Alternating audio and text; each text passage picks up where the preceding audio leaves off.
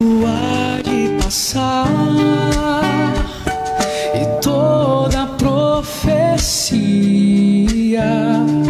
os dons, as línguas e tudo mais que existir. Porém, como aquele que foi, hoje é e pra sempre há de ser.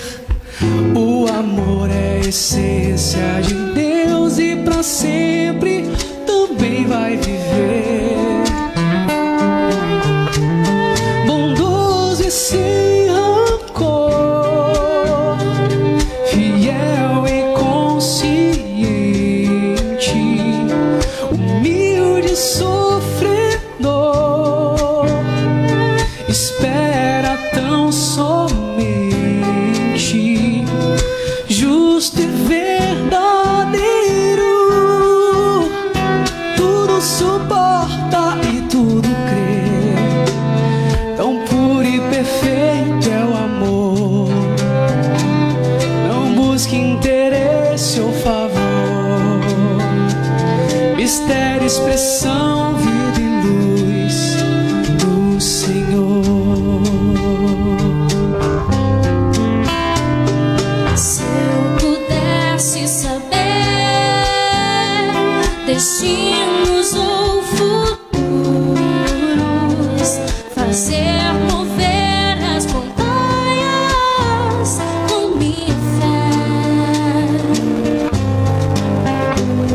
Se eu pudesse falar qualquer língua em qualquer lugar, e desse os meus bens ao mais pobre, eu morresse em favor de alguém.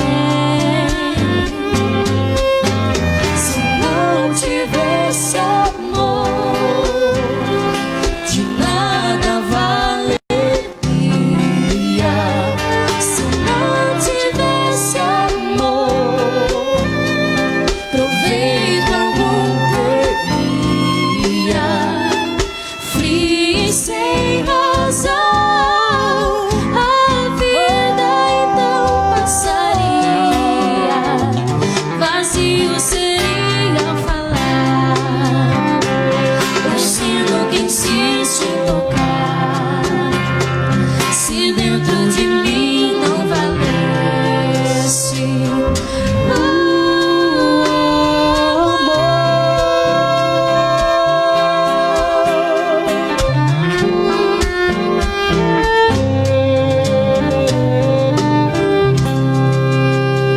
Bom dia, a paz do Senhor Jesus para você e toda a sua família. Está começando mais um programa Aos Pés da Cruz, programa da Igreja Evangélica Assembleia de Deus em São José dos Campos. Eu sou o pastor Saulo. Que bom estarmos aqui nessa manhã gloriosa, nessa manhã sábado, dia 16 de novembro, onde nós podemos louvar o Senhor, né? E se não tivesse amor, o que seria, né? Qual é a sua motivação de fazer as coisas, né? De fazer a obra de Deus, de fazer, de se relacionar com a sua família? Há de se ter amor. Sem amor não há nada. Amém? Glória a Deus por isso. Hoje um programa especial, diferente, né? Porque hoje nós teremos a pregação. Hoje teremos uma pregação no quadro especial, Papo Sério com o pastor Léo Barbosa, né? E hoje nós teremos uma pregação, né? Essa pregação foi feita em setembro e nós estaremos transmitindo essa pregação para você. Fique conosco, amém? Eu quero aqui agora falar dos nossos patrocinadores, né? Que nos ajudam com muito amor e carinho, né? Antes de nós falarmos, antes de nós ouvirmos, né, o nosso pastor Léo Barbosa, amém? Então vamos lá. O nosso primeiro patrocinador, ele tem um ministério, o Ministério do Socorro. É o irmão Carlos, Alto Socorro Carlos, amém? Anota aí o telefone. Você que, né, muitas vezes o carro não anda, não funciona, né? Anota aí o telefone.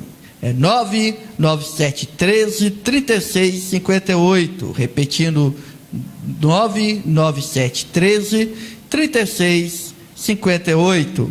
O nosso segundo patrocinador de hoje é a Marcenaria Carvalho. Pastor Daniel, Deus abençoe, né? Ótimos preços, planejamento, 30 anos no mercado, irmão, você não tem o que se arrepender. Anota aí o telefone. O telefone é 12-98804-2639. Repetindo, 98804-2639. A nossa terceira patrocinadora é a Clínica Odontológica Sorriso 10, né? 30 anos no mercado, fica situado na rua Sebastião Hummel, próximo ao mercado municipal. Olha, você não vai se arrepender. Ótimos preços, tratamentos para todas as idades, né? Anota aí o telefone, 98233-6609, repetindo, 98233-6609. E o nosso último patrocinador é o ESG Jateamento e Oficina, né? Oficina responsável em restauração de veículos e motos, ó. Você não pode perder. Você que tem um carro velho, tá lá, quer restaurar ele, tá aí o telefone. Anota aí, 12-98708-0061, repetindo, 98708-0061. Deus abençoe os nossos patrocinadores, amém? Glória a Deus pela sua vida, que bom que você está aqui. Olha, você não vai se arrepender de estar junto conosco. Agora nós vamos ouvir mais um louvor do nosso amigo, cantor das multidões, cantor José Gomes, né? Vamos ouvir essa canção e logo após estaremos ouvindo a mensagem com Léo Barbosa, amém? Deus abençoe a sua vida, em nome de Jesus.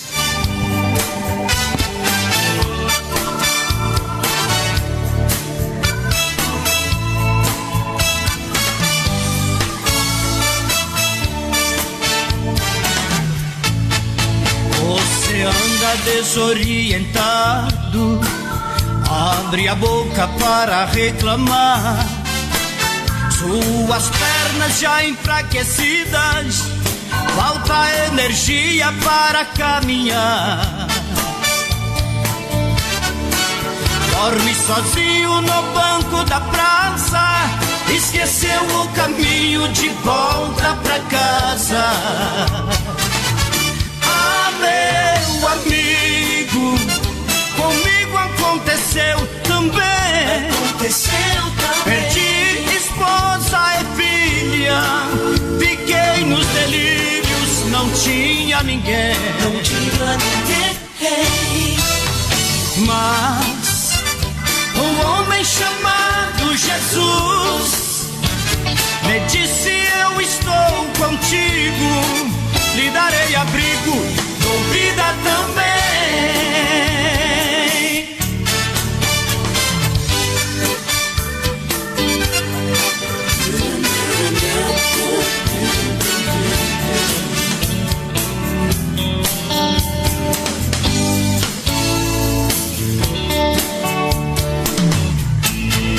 Pela graça sobrevivi, tempestades fortes, vendavais. Meus amigos me abandonaram, mas não pereci, Cristo tem poder. Pode o choro durar uma noite, a alegria vem ao amanhecer. Ah, meu amigo, levanta-te e andas, não temas.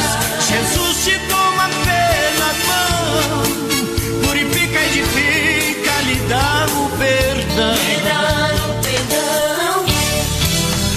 Deus não quer lhe ver sofrendo assim, também almeja fazer por você as maravilhas que fez por mim.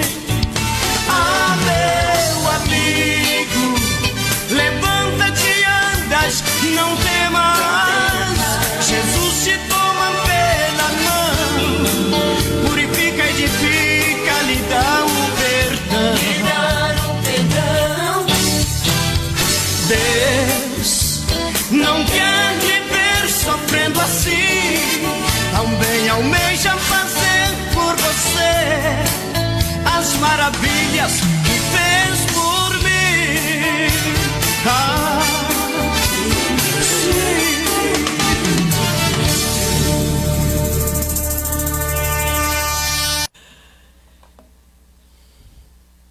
Tudo bom? Tudo bem?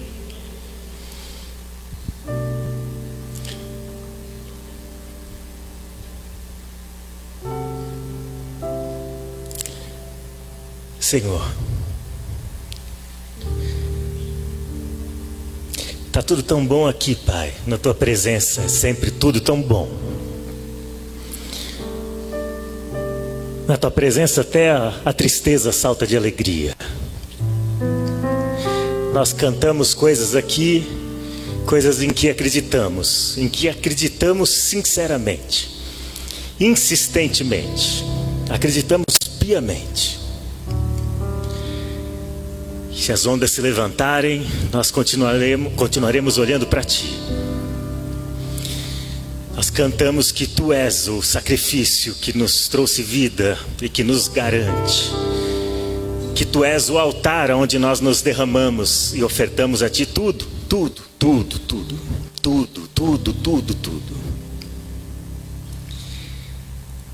E como vai ser bom se o Senhor falar também. Como vai ser extraordinário se o Senhor falar, Pai. Como aquela primeira vez que o Senhor falou e houve luz. Que o Senhor colocou em ordem o caos. Que o Senhor arrumou tudo e colocou a gente aqui. Como aquelas vezes em que o Senhor passeava pelo jardim toda a viração do dia para falar com os seus. Como é bom quando o Senhor fala. E o que nós queremos pedir a Ti é só isso. Que o Senhor fale com a gente. Não o que a gente quer ouvir, o que a gente precisa. Não o que a gente espera, o que o Senhor deseja. Não o que nós queremos fazer ou como nós queremos fazer, mas o que o Senhor tem para fazer com a gente. Em nome de Jesus, fala, Pai. Usa a mim, só porque eu estou aqui. Usa a mim, porque esse microfone está aqui na minha frente. Tem misericórdia de mim, tem misericórdia da Tua igreja, do Teu povo, dessa família linda, que o Senhor mais do que ninguém acha linda. Essa família por quem o Senhor enviou o Seu Filho. Essa família comprada com sangue do Cordeiro. O Cordeiro que foi morto antes da fundação do mundo. Antes que houvesse pecado, antes que houvesse luz, havia a cruz. E é por essa cruz que nós estamos aqui, Senhor. Para ouvir Tua voz. Fala conosco, em nome de Jesus. Amém. Amém.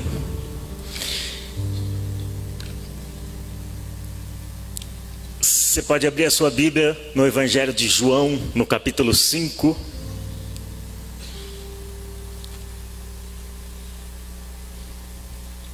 É uma passagem muito conhecida, que descreve um milagre, a cura de um paralítico. Eu trouxe as minhas anotações aqui. Eu acho que eu vou ter que usar bastante as minhas anotações, porque eu perdi um pouco o traquejo de pregar, então você sabe como é que é, né? Então eu trouxe as anotações que é para eu não me perder aqui. E porque tem bastante coisa importante que eu queria dizer e que eu não quero esquecer de dizer com vocês. Diz assim a palavra de Deus no Evangelho de João, capítulo 5, a partir do versículo 1, a gente vai ler até o versículo 18. Passadas estas coisas, havia uma festa dos judeus, e Jesus subiu para Jerusalém. Ora, existe ali, junto à porta das ovelhas, um tanque, chamado em hebraico Betesda, o qual tem 5 pavilhões, ou 5 alpendres. Nestes jazia uma multidão de enfermos, cegos, coxos, paralíticos, esperando que se movesse a água, porquanto um anjo descia em certo tempo, agitando-a, e o primeiro que entrava no tanque, uma vez agitada a água, sarava de qualquer doença que tivesse. Estava ali um homem enfermo havia 38 anos. Jesus, vendo-o deitado e sabendo que ele estava assim há muito tempo, perguntou-lhe: queres ser curado? Respondeu-lhe o enfermo: Senhor, não tenho ninguém que me ponha no tanque quando a água é agitada, pois enquanto eu vou, desce outro antes de mim. Então lhe disse Jesus: levanta-te, toma o teu leito e anda. Imediatamente o homem se viu curado e, tomando o leito, pôs-se a andar. Então, e aquele dia era sábado. Por isso disseram os judeus ao que fora curado: hoje é sábado e não te é lícito carregar o leito. Ao que ele lhes respondeu: o mesmo que me curou me disse: toma o teu leito e anda. Perguntaram-lhe eles: quem é o homem que te disse: toma o teu leito e anda? Mas o que fora curado não sabia quem era, porque Jesus se havia retirado por haver muita gente naquele lugar. Mais tarde, Jesus o encontrou no templo e lhe disse: olha que já estás curado, não peques mais, para que não te suceda coisa pior. O homem retirou-se e disse aos judeus que fora Jesus quem o havia curado. E os judeus perseguiam Jesus, porque fazia estas coisas no sábado. Mas ele lhes disse: meu pai trabalha até agora, e eu trabalho também. Por isso, pois, os judeus ainda mais procuravam matá-lo, porque não somente violava o sábado, mas também dizia que Deus era o seu próprio pai, fazendo-se igual a Deus. Há diversas maneiras da gente ler esse texto. A gente pode abordar esse texto em diversas perspectivas diferentes. A gente podia olhar para esse texto com base na teologia sobre Cristo, na cristologia, e destacar aqui as afirmações que Jesus faz sobre ele mesmo, sobre a sua própria divindade e sobre como ele é igual a Deus em autoridade e em divindade, contradizendo a ideia de alguns fanfarrões, teólogos liberais ou céticos que tentam separar o Jesus histórico, esse dos evangelhos, e o Cristo divino, que segundo eles é uma invenção dos discípulos ou da igreja romana ou da igreja evangélica. Aqui Jesus se apresenta como Deus, igual ao Deus Pai, em autoridade, em divindade e em eternidade. Mas não é essa a abordagem de hoje. A gente podia olhar para esse texto também, de repente, com um olhar mais psicológico, olhando um pouco a vida desse homem, desse paralítico, e procurando encontrar traços da personalidade desse homem, como o fato dele, de alguma forma, ter medo da cura e da vida normal, sair distribuindo culpas e responsabilidades entre as outras pessoas. Ou então, essa tentativa que ele faz de se esquivar quando Jesus pergunta para ele se ele queria ser curado ou não. Mas não é essa a abordagem de hoje. Eu queria fazer uma abordagem diferente hoje. Queria olhar para esse texto com uma abordagem do ponto de vista da Igreja de Cristo.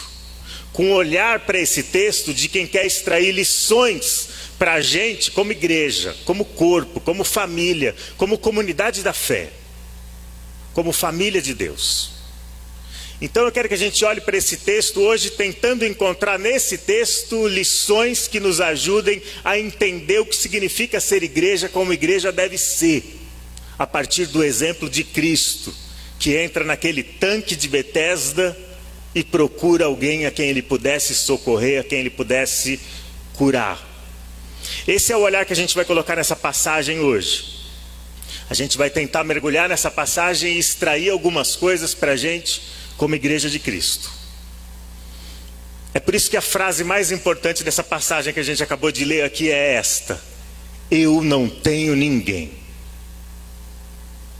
Eu me lembro de muitos anos atrás, eu acho que uns 10, 12 anos atrás, antes de começar um culto nosso durante a semana, vocês lembram do culto da restauração? Era toda terça-feira. Antes de começar o culto da restauração, era o culto de jovens semanal da igreja sede. Uma senhorinha veio conversar comigo, mais de 60 anos de idade, bastante acima do peso, com as roupinhas velhas, puídas. Ela se sentou diante de mim no último banco da igreja e começou a contar um pouco da vida dela. E ela chorava enquanto ela falava, enquanto ela contava para mim como o marido dela a havia abandonado. Ele havia trocado aquela mulher por uma moça com menos da metade da idade dela. E ela contava para mim como eles tinham criado os filhos juntos, como eles tinham visto os filhos crescerem, se casarem, sair de casa. Ela contou até como ela havia engordado e quantos quilos ela havia engordado todos aqueles anos de casada. E ela tirava os óculos fundo de garrafa e limpava num lenço que ela tinha tirado da bolsa, enquanto ela secava as lágrimas e o suor em volta dos olhos. E ela disse para mim repetidas vezes essa mesma frase: Léo, eu não tenho ninguém. Léo, eu não tenho mais ninguém. Eu passei esses anos todos cuidando da casa, cuidando dos filhos, cuidando do meu marido, e agora eu não tenho ninguém. Esse homem paralítico disse exatamente isso: eu não tenho ninguém. Ele estava num lugar, num tanque, em volta de um tanque, aliás, com outras dezenas ou talvez centenas de miseráveis como ele, doentes, paralíticos, cegos, que estavam ali buscando a cura. E entre todos os miseráveis ele sabia: eu não tenho ninguém.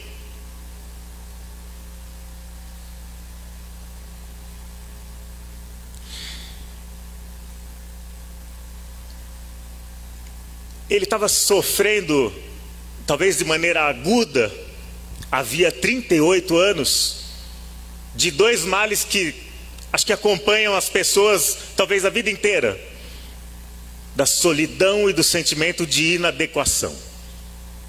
Eu sou inadequado, eu estou fora do jogo, eu não sou igual a todo mundo, eu não posso fazer o que todo mundo pode, e eu estou sozinho e desamparado. Deixa eu perguntar para você: e você? Você tem alguém?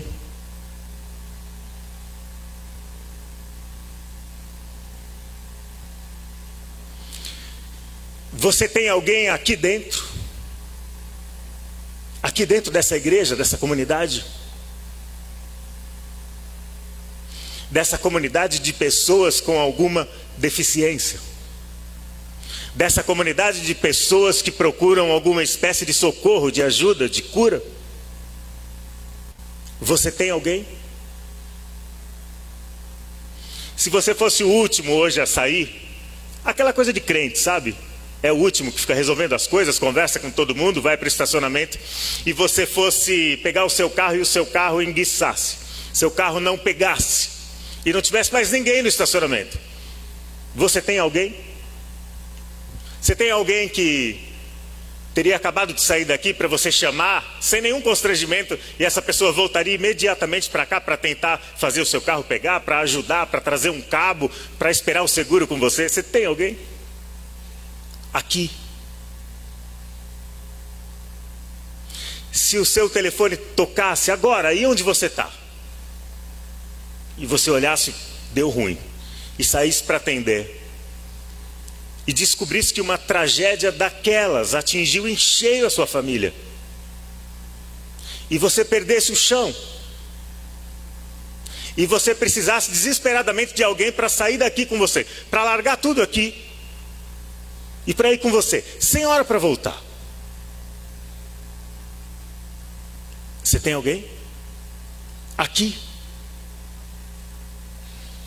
Se você tivesse um exame escondido no porta-malas do carro ou na gaveta do seu trabalho, com um resultado ruim da sua saúde, e não tivesse conversado sobre isso com ninguém, e precisasse de alguém para ir na sua casa amanhã para conversar com a sua família, para estar junto de vocês na hora de você dizer: olha, eu estou fora do jogo, viu? O ano que vem eu não estou mais no jogo com vocês. Se você precisasse de alguém, o tipo de gente em quem você confiaria para ter essa conversa com a sua família, você tem esse alguém? Aqui? Para largar o instrumento aqui, para largar o púlpito, para largar o ministério infantil agora e correr com você? Se você soubesse que vão cortar a luz da sua casa essa semana, ou a água, você tem alguém aqui para você mandar o boleto e falar: cara, me ajuda enquanto eu não consigo uma recolocação, você consegue me ajudar? Não é tanto, é o mínimo, mas você me ajuda? É o mínimo, mas para mim é muito. Ou você ia ter que ligar para alguma outra pessoa fora daqui. Você ia ter que esperar amanhã para conversar com alguém do serviço para te emprestar o dinheiro, ou você ia ter que passar no banco? Você ia ter que ligar para algum parente daqueles que você vê male no Natal, no Ano Novo? Você consegue perceber a tragédia que é se a gente tiver que ligar para alguém que não está aqui? Você consegue perceber a tragédia que é a igreja onde alguém possa dizer: eu não tenho ninguém?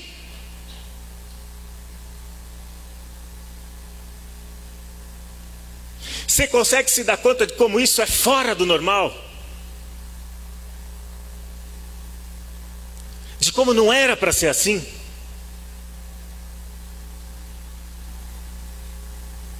E se você está aí se coçando, pensando: cara, eu não sei se eu tenho alguém aqui. Eu sei que o pessoal aqui do ministério, os diáconos, os músicos, os cantores, muito possivelmente podem ter alguém aqui, porque eles estão mais próximos, eles estão trabalhando junto, eles sabem o nome uns dos outros. Mas e você? Você que não está no GCC, você que não está no Ministério de Jovens, você consegue perceber como é uma anomalia se alguém aqui hoje não tiver ninguém? Que tipo de lugar é esse, onde as pessoas não têm ninguém?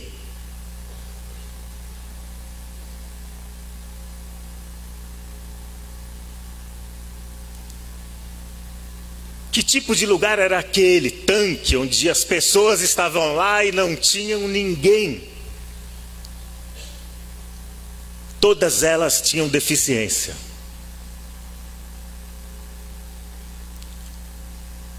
Talvez todas elas pudessem dizer com esse homem: eu não tenho ninguém. Alguém havia levado aquele homem ali. Era uma semana de festa em Jerusalém.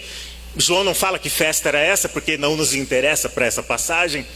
Mas as pessoas iam de todas as regiões da Galileia, da Judéia, iam para lá para celebrar uma das festas dos judeus, e talvez alguém tenha levado ele lá, obviamente. Algum vizinho, algum parente, alguém da casa dele, ou um empregado da família. Alguém o levou lá e o deixou lá enquanto ia resolver as coisas da festa. Enquanto ia passar no mercado, levar um souvenir para casa, ia passar no templo para acertar as coisas que precisavam ser acertadas, ia participar do culto, do congresso, e o tinha deixado ali. Mas ali ele não tinha ninguém.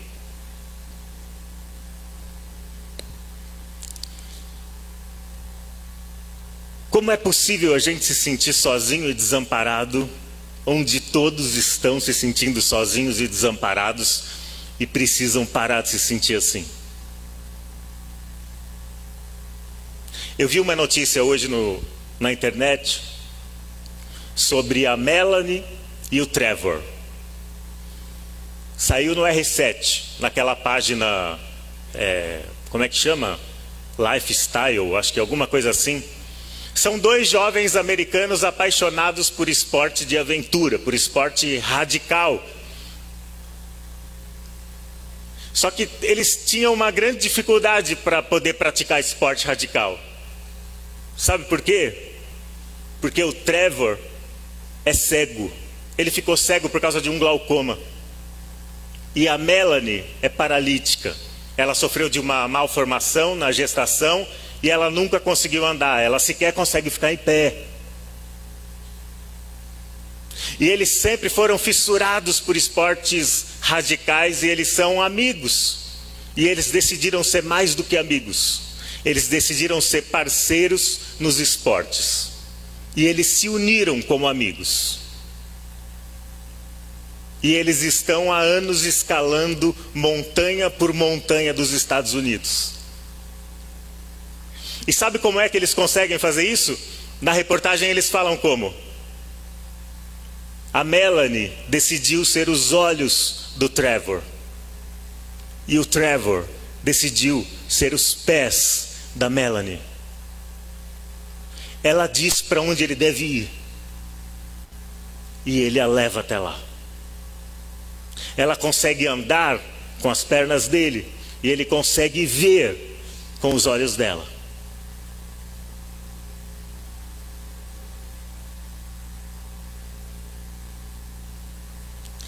Será que não é esse tipo de milagre que precisa acontecer com a gente? Compreender que todos somos deficientes, mas que nós podemos unir, não as nossas deficiências, mas as nossas competências, as nossas habilidades, que nem são nossas, são dons. E não são dons para a gente, são dons para a gente. Será que a gente pode fazer exatamente isso? Juntar os nossos dons, os nossos talentos, e ser as pernas uns dos outros, os olhos uns dos outros, as mãos uns dos outros, para evitar a tragédia de um lugar onde as pessoas não têm ninguém, a tragédia de uma igreja onde as pessoas não têm ninguém. Sabe, há algumas tragédias que podem acontecer na vida de uma igreja e podem levar uma igreja a se tornar um lugar onde as pessoas não têm ninguém. E a gente percebe nesse texto algumas dessas possíveis tragédias. Sabe qual é a primeira tragédia? É a tragédia do nominalismo, que a gente poderia chamar de hipocrisia, mas hipocrisia é uma palavra forte, não é? Então a gente usa nominalismo. O tanque de Betesda se chamava isso, Betesda, literalmente casa de misericórdia, a casa do derramamento. Só que a misericórdia em Betesda era só um nome, era só uma palavra. Fala a verdade, se as pessoas podem dizer uma coisa sobre os evangélicos, é que nós evangélicos somos bons com as palavras, hein? Nós somos, não somos? Nós somos muito bons com as palavras. Nós somos muito bons com as palavras quando nós cantamos, não é? Quando nós oramos, quando nós pregamos. Mas sabe qual é o problema? O problema é que as palavras não são as coisas. E o nome misericórdia não substituía de fato a misericórdia. Não havia misericórdia no tanque. Ela era só um nome, era só uma palavra. Nós falamos tanto sobre perdão, como cantamos aqui hoje, mas tantas vezes o perdão é só uma palavra, é só uma doutrina, é um elemento da nossa teologia. Mas a gente guarda a mágoa, a gente se ressente, a gente evita o corredor do fulano de tal, a gente sai pela outra porta.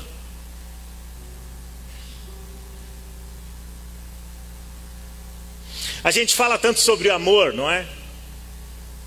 Mas às vezes o amor é só uma palavra. E a gente fala sobre amor, mas não estende a mão. A gente fala tanto sobre misericórdia, o nome desse tanque, mas às vezes a gente é incapaz de sentir a miséria do coração do irmão. E é exatamente isso que significa misericórdia: sentir a miséria do coração do outro. A gente fala sobre comunhão, mas a gente esquece às vezes que comunhão do bem também é comunhão de bens. E você não pode dizer que tem comunhão do bem se não está disposto a ter comunhão de bens. Sabe, o nominalismo, ou a hipocrisia, que seria uma palavra substituta, é um obstáculo para o amor compartilhado. E é uma das tragédias que acontecem na vida de uma igreja e que fazem com que as pessoas de uma igreja se sintam sozinhas e desamparadas. E ele é assim justamente por isso, porque apesar das palavras não serem as coisas, de tanto a gente falar as palavras, aquilo parece que provoca um efeito que nos entorpece, que cauteriza a nossa consciência, e que de tanto a gente falar em amor, a gente começa a achar que ama de verdade. E a gente veste a máscara do amor, e a gente, escondido por trás da máscara do amor, a gente não ama ninguém, não é amado por ninguém, e se enterra ali. E se a gente fizesse diferente? E se a gente, ao invés de vestir a máscara do amor, usar o nome da comunhão, a palavra misericórdia, a doutrina do perdão se a gente começasse de verdade a amar. Amar com as mãos. Se a gente parasse de usar o nome comunhão para os nossos programas, para as nossas refeições, e começasse de verdade a comungar. Comungar a nossa casa, a comida em cima da nossa mesa. Como eu já disse aqui tantas vezes, o assento que está sobrando no nosso carro, os nossos recursos, a casa da praia que fica fechada a maior parte do ano, os nossos ouvidos. Se a gente começasse a comungar de verdade, a repartir, a compartilhar, a entender que comunhão só é comunhão de verdade quando eu entro no universo do outro e o outro entra no meu. Quando eu tenho a coragem de abrir minha casa, minha vida e falar para o outro: vem.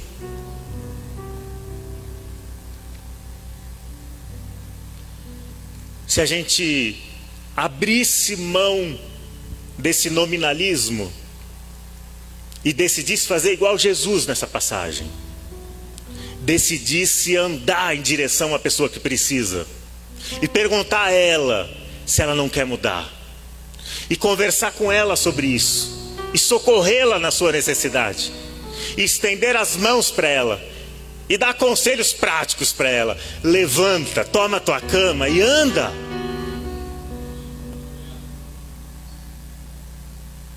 Se a gente fizesse igual Jesus faz aqui nessa passagem, se a gente amasse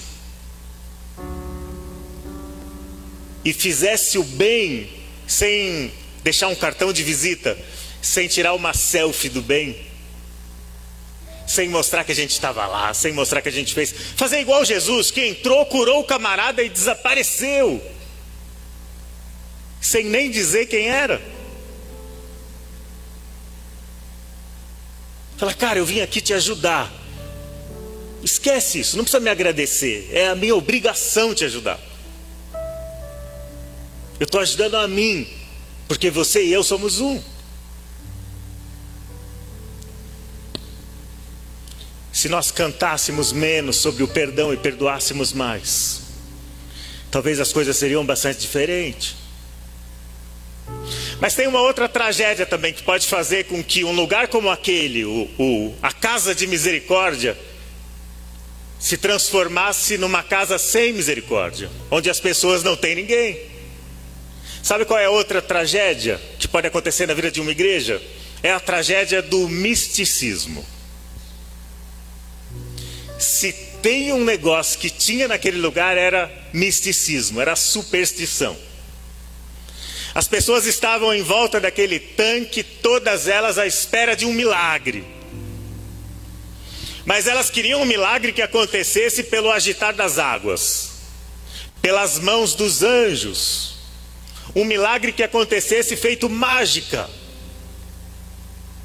E não há nada nesse texto, e nem toda a teologia cristã, que confirme o fato de que realmente anjos mergulhavam naquelas águas e elas se mexiam e as pessoas eram curadas. Não tem nada no texto que indique isso. Se você olhar para o texto aí, você vai perceber que o trecho que explica que um anjo descia as águas e elas eram agitadas e a primeira pessoa que caísse nas águas era curada, você vai perceber que esse trecho está entre colchetes. Porque ele foi uma adição, ele é uma chamada glosa marginal, que foi adicionada por algum copista para explicar para a gente por que é que as pessoas estavam horas, bolas, ali em volta daquele tanque. Se não tivessem adicionado essas frases, essas linhas, a gente nem saberia por que eles estão ali. E não ia conseguir compreender essa passagem. Mas o fato é que aquilo era uma superstição. Não era um fato, era uma crendice. E sabe qual é o problema da superstição e do misticismo? Eles sempre separam as pessoas. O misticismo sempre separa as pessoas entre aquelas que conseguem e aquelas que não conseguem. Os campeões e os fracassados. Era exatamente assim, a cura era só para o campeão, era só para o primeiro que descesse as águas. Tirando aquele, todos os outros eram fracassados. O segundo que caísse nas águas era o primeiro grande perdedor. Que complicado isso, não é? É isso que o misticismo tem feito com a gente. Tem separado campeões e fracassados. Imagina se aqui, hoje à noite, a gente organizasse duas filas. A fila dos campeões, aqui do lado direito. Por sorte vocês estão aí, não é? E a fila dos fracassados, aqui do lado esquerdo. Por infelicidade vocês estão aí, mas foi só uma coincidência. E a gente tivesse que se organizar nessas duas filas. E aí você tivesse de pensar, cara, do ponto de vista profissional, para que fila eu vou? Do ponto de vista financeiro, material, que fila que eu vou? Eu vou para a fila dos campeões? Fala, acho que não. Do ponto de vista do meu ministério, da minha vida espiritual, da minha vida com Deus, para que lado eu vou? Para a fila dos campeões, aliás aqui, ou para a fila dos fracassados aqui? Eu não sei para que fila você iria. Eu iria correndo para o primeiro lugar dessa fila aqui. Eu ia ser o primeiro dos perdedores. Mas imagina que se por algum motivo Jesus aparecesse naquela porta e viesse em direção a uma dessas duas filas. Em direção a qual dessas filas será que ele iria? Qual dessas filas ele passaria em revista? A dos campeões ou a dos fracassados? O misticismo está sempre separando as pessoas assim. Foi assim no começo, nos primeiros séculos, quando os místicos separavam aqueles que tinham uma revelação especial de Deus e aqueles que não tinham. Era o gnosticismo do século I e século II. Posteriormente, o misticismo continuou separando as pessoas entre aquelas que conseguiam alcançar uma perfeição moral e aquelas que continuavam rastejando na lama dos pecados da vida cotidiana, os pecados diários, a vida comum. Foi assim entre os movimentos perfeccionistas do século XVIII, século XIX. Alguns grandes homens de Deus, que são admirados por nós até hoje, acreditavam assim numa certa bênção ou unção da perfeição moral que só alguns conseguiam alcançar. Era assim que acreditavam os irmãos Wesley, os fundadores do metodismo, Charles Finney, talvez o maior avivalista do século XIX. Era assim que acreditavam os irmãos morávios, tão conhecidos por nós, por conta dos seus avivamentos, mas separava as pessoas. É assim que acontecia entre aqueles que separavam as pessoas, os que mergulhavam nas profundidades do Espírito Santo e os que ficavam brincando no rasinho só. Aqueles que eram imersos no Espírito e eram carregados por torrentes espirituais, e os outros, os meros mortais, que nunca ouvem a voz de Deus de maneira audível de verdade aos seus ouvidos, que nunca têm uma visão, uma revelação. O misticismo faz isso, ele vai separando a gente entre fracassados e campeões.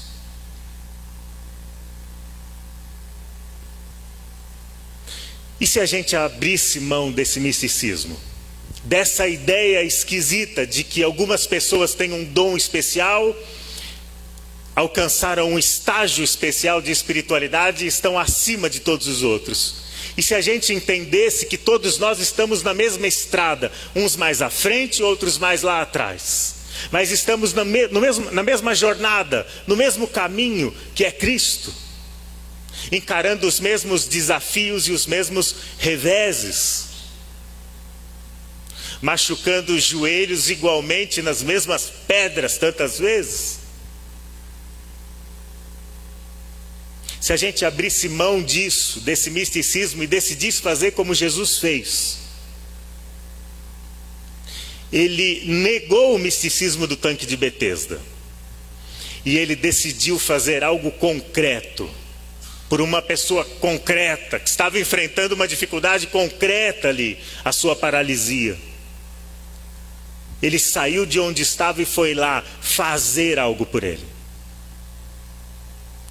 Ele foi em direção, não a um campeão que estivesse saindo do tanque curado, mas ele foi em direção a um fracassado, a um perdedor, a alguém que não tinha até aquele momento ninguém. Sabe o que é que a gente precisa? A gente precisa de menos gente do tipo, tô orando por você, e mais gente do tipo, tô passando aí. Eu tô passando aí. Menos gente que fala, vou orar por você. E mais gente que fala, eu tô na sua casa amanhã. Eu quero conversar com você. Eu tô passando aí.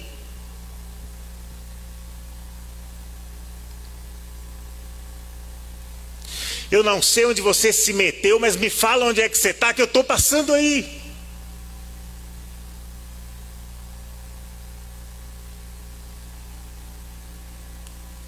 E eu estou passando aí para esfregar a Bíblia na sua cara e dizer, irmão, volta. Mas eu também estou passando aí para atolar as minhas mãos no barro, na lama, para ir até os joelhos no barro e te arrancar daí e te trazer. Eu estou passando aí.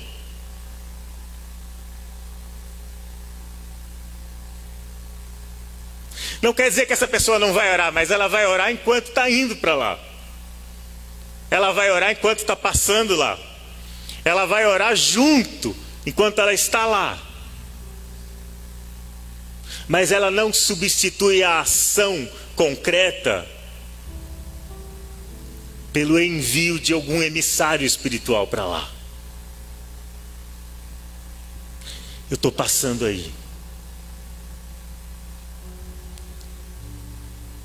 Além da tragédia do nominalismo, da hipocrisia, e da tragédia do misticismo, que substitui a ação concreta por algum milagre ou alguma mágica, outra tragédia que impede a gente de ser o que a gente deve ser tantas vezes, uma casa de misericórdia, é a tragédia do legalismo. Você percebe, eu já disse aqui que aquela casa de misericórdia tinha misericórdia só no nome. E é fato, as pessoas não conseguiam encontrar misericórdia ali. O paralítico não conseguiu encontrar misericórdia de ninguém ali. Mas a verdade é que essa passagem mostra pra gente que toda aquela atmosfera era marcada pelo legalismo. Os judeus estavam ali olhando para Jesus para ver o que é que ele ia fazer de errado daquela vez. E quando se depararam com aquele paralítico, ou ex-paralítico, carregando a sua maca enrolada, talvez nos ombros, a única coisa que eles conseguiram enxergar foi a quebra de um mandamento do sábado, que sequer havia sido quebrado de verdade. Você se lembra, na lei do Antigo Testamento era proibido as pessoas trabalhar aos sábados. Mas aquele homem não estava tecnicamente trabalhando.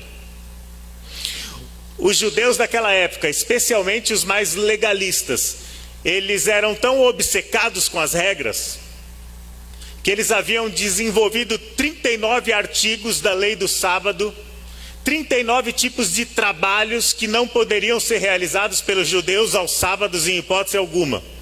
Você sabe que eles discutiam até se era lícito comer o ovo que uma galinha tivesse botado no sábado ou não? Porque para botar o ovo ela precisava fazer força, e força implicava em trabalho. E se ela tivesse trabalhado no sábado, ela teria pecado e o ovo estava contaminado.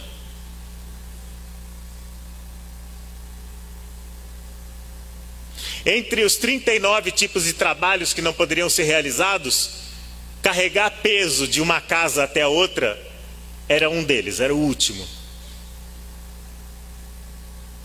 Havia algumas exceções. Por exemplo, os homens que carregaram aquele paralítico até o tanque não pecaram, porque eles estavam praticando a misericórdia. Aí não era pecado. Mas aquele homem não estava carregando ninguém, só a maca. Eles eram tão obcecados com as coisas, no caso, o sábado, que eles foram incapazes de enxergar a pessoa, no caso, esse paralítico. Esse homem que estava diante dos olhos deles havia 38 anos doente.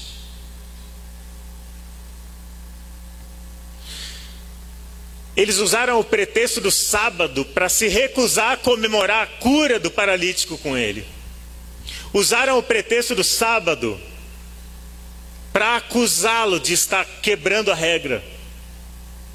Usaram o pretexto do sábado para odiar ainda mais a Cristo e persegui-lo, para finalmente colocá-lo numa cruz. É exatamente isso que a tragédia do legalismo pode fazer com uma comunidade.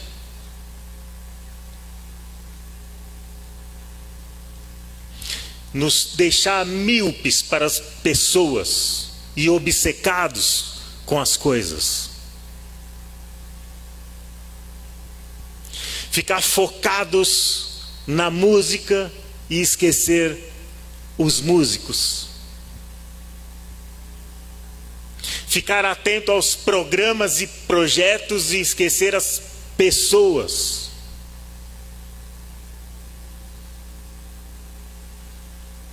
Administrar coisas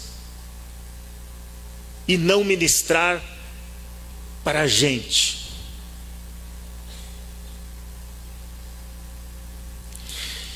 E se a gente fizesse diferente? O problema do legalismo e como ele é um obstáculo para a graça compartilhada, e como às vezes ele leva uma comunidade inteira, como a comunidade do tanque de Betesda, a não ter ninguém, é que ele enterra as pessoas. Ele enterra as pessoas sob a culpa, o remorso, a vergonha. Se a gente decidisse fazer diferente, fazer igual a Jesus, ao invés de enterrar, se a gente decidisse cavar mesmo, enfiar as unhas na terra e começar a cavar, começar a remover a terra, a lama, o barro, até chegar às pessoas e arrancá-las dali. Se a gente decidisse fazer exatamente o que Jesus fez. A Bíblia não diz por quê. Dentre uma multidão de pessoas doentes que estava ali, naqueles 5 pavilhões, em volta daquele tanque de Betesda, por que é que Jesus escolheu aquele homem? Mas eu desconfio. Conhecendo Jesus que nem a gente conhece dos evangelhos, a gente desconfia. A gente desconfia que Jesus deve ter escolhido aquele homem justamente por ele ser o pior. Dentre todos os sofredores daquele tanque, a Bíblia mostra para a gente que aquele homem era o que sofria porque merecia sofrer. No segundo encontro de Jesus com aquele homem no templo, na passagem que a gente leu mesmo, Jesus fala para ele: olha que você está curado, mas não peca de novo, para que não te aconteça alguma coisa pior. A Bíblia não diz que todas as tragédias humanas são fruto do pecado, não são. Mas algumas são. Todas as dores e sofrimentos dessa vida são consequência da queda, de algum pecado, que não precisa ser necessariamente do pecado de quem está sofrendo. Mas aquele caso específico era de alguém que vinha sofrendo por causa de algum pecado pessoal. A gente não sabe nem qual era a doença dele, que dirá o pecado. A gente sabe que ele estava paralisado sobre uma cama, mas não sabe por quê. Se era fraqueza o que ele sentia. A gente sabe que a consequência do problema da saúde dele era uma dificuldade motora e a dependência dos outros. Mas quando Jesus encontra com ele a segunda vez, a gente descobre que aquele homem estava naquela situação porque havia pecado. E ele não só havia pecado, mas ele tinha uma tendência terrível de aprontar de novo. Tanto que Jesus tem que dizer para ele: olha, você não peca mais, porque senão vai piorar a sua situação. Ele era o tipo de gente que tinha pecado, que sofria as consequências do pecado e que se sentia muito tentado a pecar de novo. Deixa eu dizer para você, ele era o tipo de gente por causa de quem Jesus estava ali. Se a gente decidisse fazer isso, se a gente decidisse ir atrás dos caídos, socorrer os aflitos, ao invés de procurar as regras e contabilizar pecados, se a gente procurasse feridas e tratasse machucados, e se a gente fizesse isso? Sabe, a primeira pergunta que eu fiz para você hoje aqui foi: você tem alguém? Mas essa está longe de ser a pergunta mais importante da noite.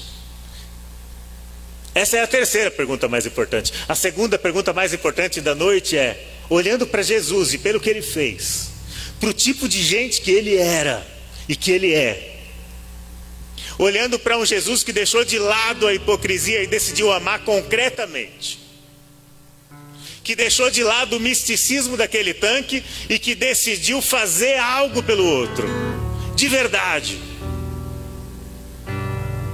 Não um milagre pelas mãos dos anjos, porque os milagres acontecem pelas mãos de gente que se interessa, que se compromete, que vai atrás, que socorre, que estende a mão. Assim como a multiplicação dos pães que alimentou milhares de pessoas, alimentou porque muita gente enfiou a mão na lancheira e repartiu e colocou ali. E Deus foi multiplicando o que estava sendo repartido. É geralmente assim que acontecem os milagres. Através de gente do tipo de Jesus.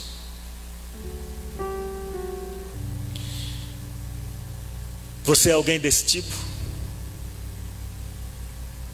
Sabe que o que interessa aqui hoje não é tanto se você tem alguém desse tipo, mas é se você é alguém desse tipo. Vem cá, se você for embora correndo assim que terminar o culto e alguém te ligar 20 minutos depois dizendo: cara, eu estou aqui no estacionamento e o meu carro não pegou. Se alguém precisar de alguém para socorrer com o carro enguiçado no estacionamento da igreja ou na rua da igreja, você é esse tipo de gente?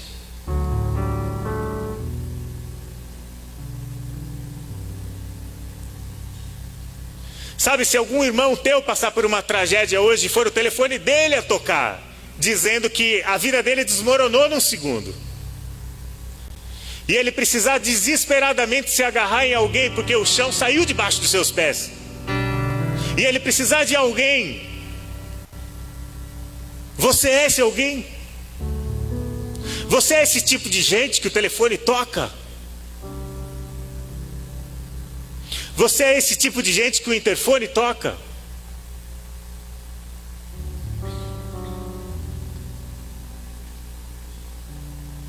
Se algum irmão seu aqui precisasse de alguém para ir à casa dele, conversar com a família e dizer: ano que vem estou fora do jogo e a gente precisa se organizar sem mim, você é o tipo de gente que ia estar nessa sala de estar? Que ia segurar as mãos daquela família e ia dizer: calma gente, eu estou aqui também. Você é o tipo de gente que ia pedir para o camarada: meu, me manda o boleto, me manda o código de barra dessa conta. Me manda, pode mandar. E me manda o seu currículo também, porque eu tenho uns amigos, eu vou encaminhar, eu vou levar na minha empresa, eu tenho um bom network, eu conheço muita gente. Manda um currículo para esse meu e-mail aqui. Não, passa na minha casa também. Passa na minha casa no final de semana, eu vou assar uma carne. E o que eu preciso levar? Cara, você precisa levar você. Você precisa levar você e leva os seus filhos. Leva o seu cachorro também. Vai lá na minha casa, fica lá com a gente. Passa o domingo lá com a gente. Não vai ser porque você está desempregado que você não vai comer um churras, não. Vai lá, fica com a gente esse final de semana. A gente adora você quando você está lá. Você é esse tipo de gente.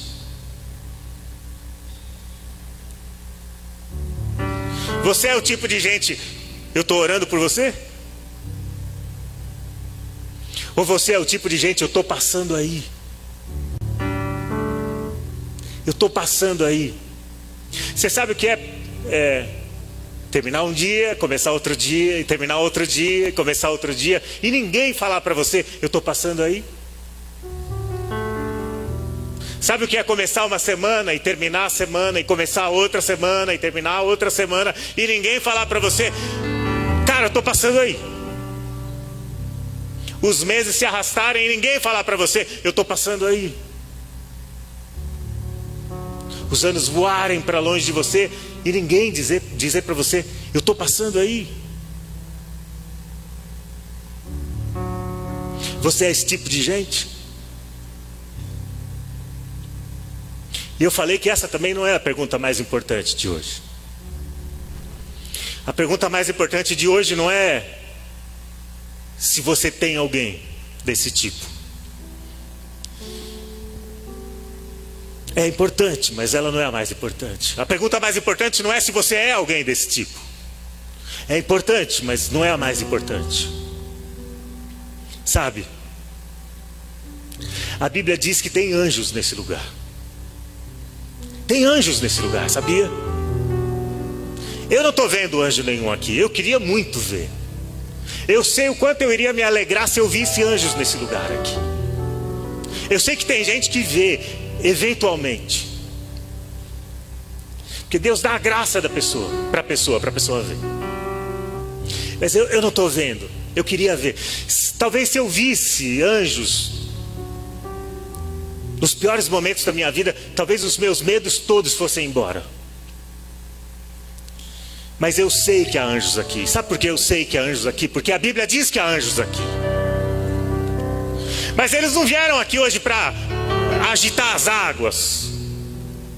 Eles não vieram aqui hoje para alimentar o nosso misticismo, para distribuir curas no atacado, para fazer pirotecnias na nossa frente, para encher a gente de êxtase ou de histeria.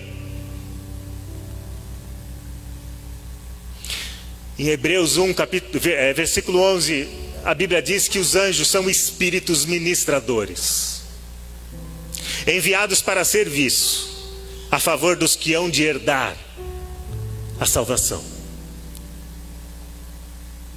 E eu estou encerrando. Há anjos aqui. Eles são espíritos ministradores. Sabe o que significa isso? Eles são servos. Eles vieram aqui para servir. E eles não vieram aqui para se aparecer. Eles vieram aqui para servir sem se aparecer. Porque eu não estou vendo anjos aqui, você também não está vendo anjos aqui. Mas eles estão aqui, eles estão servindo. Porque eles não querem aparecer, eles querem servir. Eles não precisam de um palco, de um holofote, de um microfone. Eles só precisam encontrar uma necessidade. Porque onde houver uma necessidade, há uma oportunidade de servir. E os anjos só estão aqui para isso, para servir. Eles não estão aqui para ser aplaudidos, eles não estão aqui para distribuir autógrafos, eles não estão aqui para ser reconhecidos, eles não estão aqui para uma placa com o nome deles aparecer na porta da igreja. Eles não estão aqui para aparecer no vídeo, numa publicação na internet, numa selfie, num post. Eles estão aqui para servir. É só isso.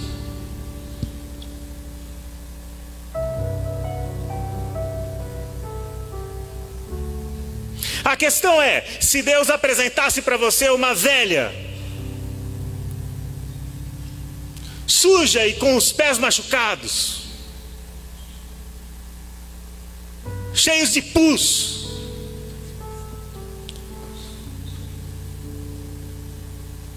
e colocasse essa velha dentro de um quarto sem janelas e sem câmeras, e apontasse para você aquelas pernas, e uma bacia com água, e uma toalha, e um remédio, sem ninguém ver, sem ninguém aplaudir, sem ninguém reconhecer, sem entrar para o seu story do Instagram,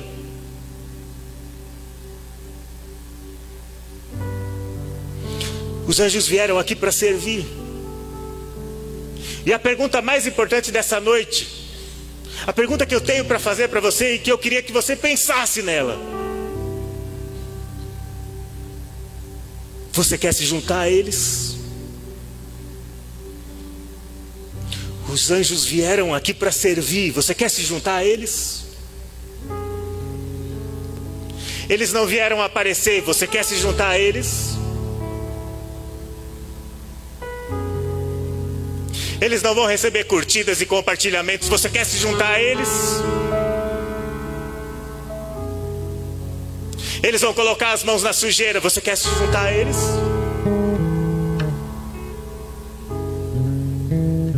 Eles vão perder muito tempo, eles têm todo o tempo, você não tem todo o tempo, você quer se juntar a eles? Eles não têm problemas, você tem problemas, mas você quer se juntar a eles? E quer olhar para alguém além de você? Se você quer se juntar a eles, eu quero convidar você a ficar de pé.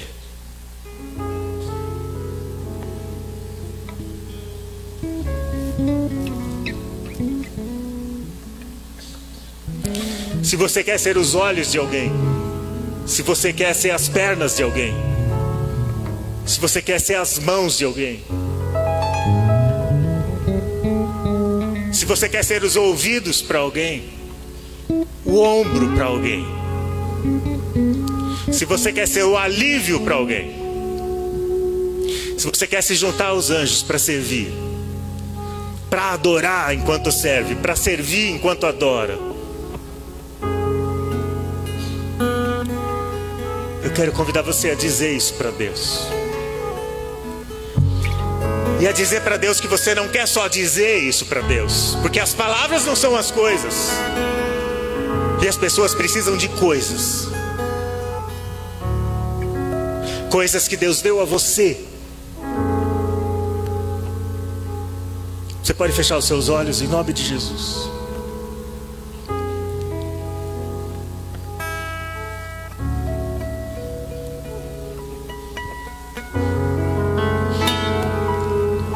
Pai, nós somos uma multidão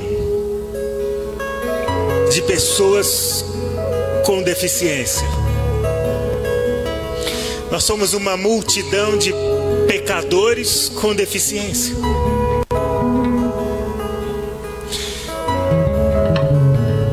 E se o Senhor conta com a gente não sabe por que o Senhor conta com a gente. A gente veio para dizer para o Senhor que a gente também quer. A gente quer ser esse tipo de gente. A gente quer ser esse tipo de gente que acode, que socorre, que reparte, que fala, mas que não só fala, que faz, que busca aqueles a quem todo mundo evita, que não foge do olho do furacão, mas que corre para o olho do furacão. A gente quer ser o tipo de gente que vai passar lá onde o Senhor também passa, que vai entrar onde o Senhor entra, que vai abraçar quem o Senhor abraça, que vai trazer, que vai socorrer quem o Senhor traz, quem o Senhor socorre, Pai. Porque a gente sabe que é assim que se vai, é junto e não tem outro jeito. Pai, nós queremos andar juntos e sabemos que só a Tua graça pode fazer isso com a gente. Nós sabemos que é por meio da Tua graça, da Tua cruz, que o Senhor fez esse grande milagre de nos reconciliar consigo mesmo, em Cristo, na cruz, no sangue do Filho, do Teu amor. Mas a gente sabe que essa cruz também reconciliou a gente uns com os outros, e hoje nós somos um, e nós podemos juntos, porque somos um no sangue do Cordeiro. À sombra da cruz nós somos iguais, igualmente pecadores, igualmente perdoados, igualmente convocados para servir. Pai, nós queremos ser esse tipo de gente que serve, porque a gente sabe que se não for assim, a gente não serve. Tem misericórdia dessa igreja, Pai, da minha vida, da vida dos meus irmãos. Nós estamos aqui nesse lugar tão maior do que estávamos meses atrás, anos atrás. O Senhor sabe quantos desafios e quantas necessidades existem para a gente como igreja nesse lugar, para cada ministério dessa igreja, para os grupos de comunhão, para os departamentos de jovens e adolescentes, para as pessoas que cuidam das crianças e que ensinam as crianças, para os músicos, para as pessoas que evangelizam, que discipulam, que recebem, que acolhem os visitantes. Há tanto trabalho, há tantos desafios, Pai, a gente não saberia por onde começar se a gente não soubesse que se começa pelo serviço, pela oferta, pela dedicação, pela consagração, Pai. De tudo que nós somos, de tudo que nós temos, da nossa vida, das nossas imperfeitas vidas, perfeitamente perdoadas e lavadas no sangue do Cordeiro, Teu Filho. É assim que nós queremos ser para Ti, Pai. Nós queremos ser uma igreja que ama, com palavras e com ações, que acolhe a todos sem distinção, que faz, que não apenas diz, Pai, que troca, que substitui eu vou orar por você, por eu estou passando aí, e eu vou orar com você aí, em nome de Jesus. Em nome de Jesus. Você crê assim? Que Deus use você. Glória a Deus, em nome de Jesus. Que palavra, né, irmãos? Que palavra impactante. E aí, como é que tá? Você é um daqueles que diz: tô aí orando, vou aí orar por você. Ou espera aí que eu tô chegando. Irmãos, nós sabemos que a nossa vida cristã, ela não é uma vida baseada em discursos, né? Em conhecimento, não, é prática. É por isso que nós temos esse propósito de a cada sábado de manhã mostrar para você a prática do Evangelho, né? De trazer pessoas aqui na sociedade que nos ajudam, né? Tratamos de vários temas aqui, então uma mensagem impactante, mas para nos fazer pensar. Deus abençoe o pastor Léo Barbosa, meu amigo em Cristo Jesus. Amo muito a sua vida, amo muito o seu ministério. Que Deus continue te abençoando e nos abençoando através da sua vida, amém? Glória a Deus pela sua vida. Estou muito feliz de você estar aqui nesse sábado maravilhoso, né? Sábado de feriado, né? Ontem foi feriado, dia 15 de novembro, hoje é dia 16, né? Quero aqui também desejar, falar de uma pessoa especial aqui, né? Meu pai hoje está completando mais um ano de vida. Meu paizão, Deus abençoe sua vida em nome de Jesus. Me orgulho muito de ser seu filho. Também estou aqui na rádio hoje para te dizer que você é meu herói, amém? Deus abençoe, meu pai, continue assim dando frutos na sua vida, amém? Deus abençoe você, meu querido, minha querida irmã. Sábado que vem nós estaremos aqui novamente com mais um programa Aos Pés da Cruz.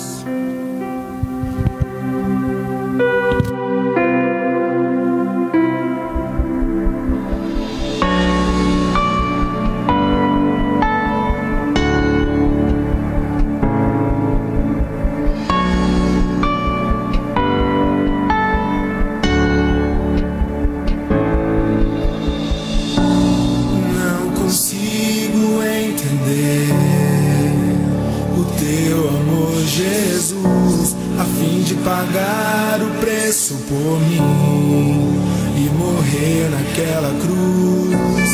Foi crucificado, foi humilhado, mas não desistiu de mim. Todo sacrifício ali selado foi para que eu estivesse aqui. Foi crucificado, foi humilhado, mas não desistiu de mim. Todo sacrifício ali selado foi para que eu estivesse aqui.